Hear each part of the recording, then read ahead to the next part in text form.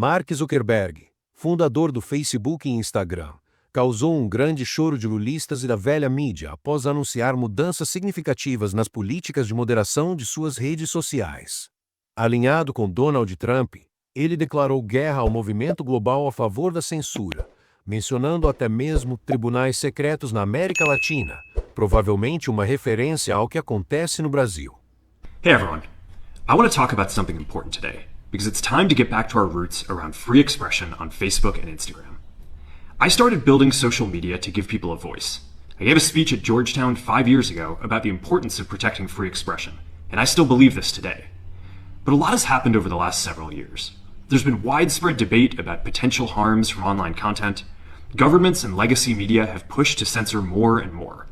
A lot of this is clearly political, but there's also a lot of legitimately bad stuff out there. Drugs, terrorism, child exploitation. These are things that we take very seriously, and I want to make sure that we handle responsibly. So we built a lot of complex systems to moderate content. But the problem with complex systems is they make mistakes. Even if they accidentally censor just 1% of posts, that's millions of people. And we've reached a point where it's just too many mistakes and too much censorship. The recent elections also feel like a cultural tipping point towards once again prioritizing speech. So we're going to get back to our roots and focus on reducing mistakes, simplifying our policies, and restoring free expression on our platforms. More specifically, here's what we're going to do. First, we're going to get rid of fact checkers and replace them with community notes, similar to X, starting in the US. After Trump first got elected in 2016, the legacy media wrote non-stop about how misinformation was a threat to democracy. We tried in good faith to address those concerns without becoming the arbiters of truth. But the fact checkers have just been too politically biased and have destroyed more trust than they've created, especially in the US. So over the next couple of months, we're going to phase in a more comprehensive community notes system. Second, we're going to simplify our content policies and get rid of a bunch of restrictions on topics like immigration and gender that are just out of touch with mainstream discourse. What started as a movement to be more inclusive has increasingly been used to shut down opinions and shut out people with different ideas, and it's gone too far. So I want to make sure that people can share their beliefs and experiences on our platforms. Third, we're changing how we enforce our policies to reduce the mistakes that account for the vast majority of censorship on our platforms. We used to have filters that scanned for any policy violation. Now we're going to focus those filters on tackling illegal and high-severity violations.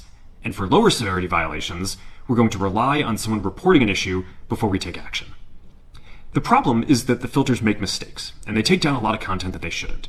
We're also going to tune our content filters to require much higher confidence before taking down content. The reality is that this is a trade-off. It means we're going to catch less bad stuff, but we'll also reduce the number of innocent people's posts and accounts that we accidentally take down. Fourth, we're bringing back civic content. For a while, the community asked to see less politics because it was making people stressed, so we stopped recommending these posts. But it feels like we're in a new era now, and we're starting to get feedback that people want to see this content again. So we're going to start phasing this back into Facebook, Instagram, and Threads while working to keep the communities friendly and positive.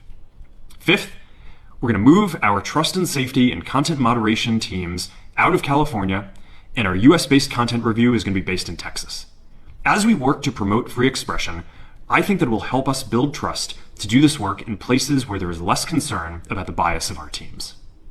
Finally, we're going to work with President Trump to push back on governments around the world that are going after American companies and pushing to censor more.